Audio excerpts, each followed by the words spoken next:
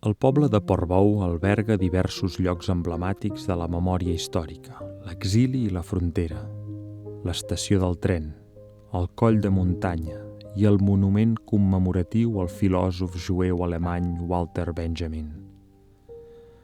Benjamin va arribar a Portvendres el 25 de setembre de 1940 amb la intenció de fugir a Espanya i després a Portugal i als Estats Units.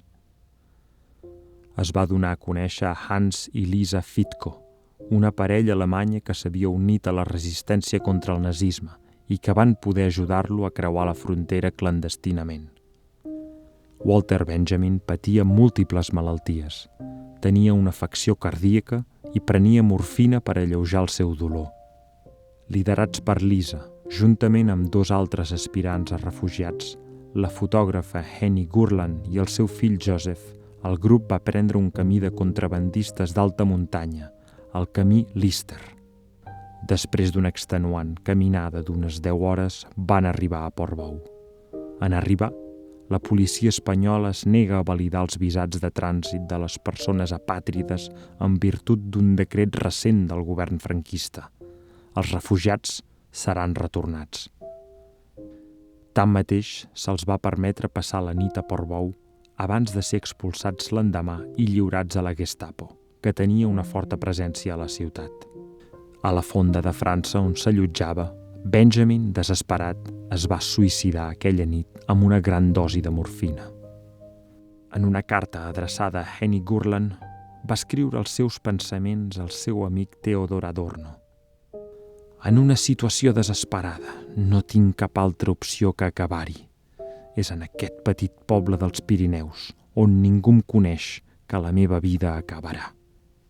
Tanmateix, les noves regulacions mai es van aplicar. L'embargament de visats es va aixecar una mica més tard. Benjamin va ser enterrat al cementiri penjat de Portbou. Tot i que les seves restes mai es van trobar, hi ha un monument dedicat a ell.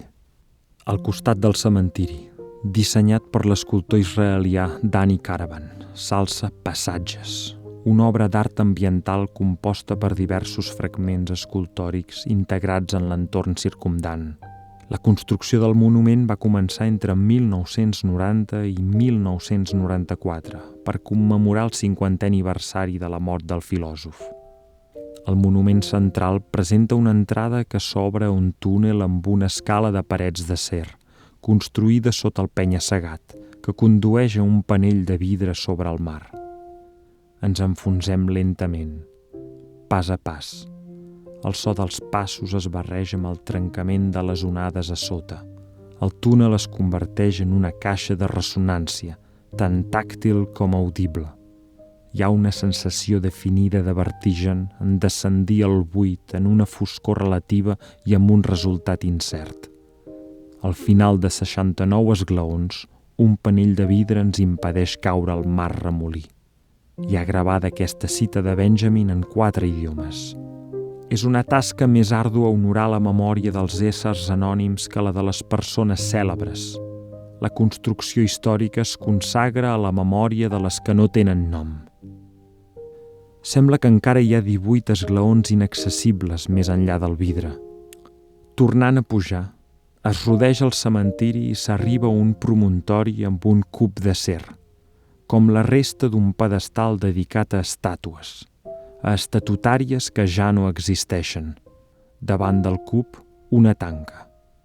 Caravan va escriure: veure a través de la porta i més enllà del cementiri cap a la llibertat.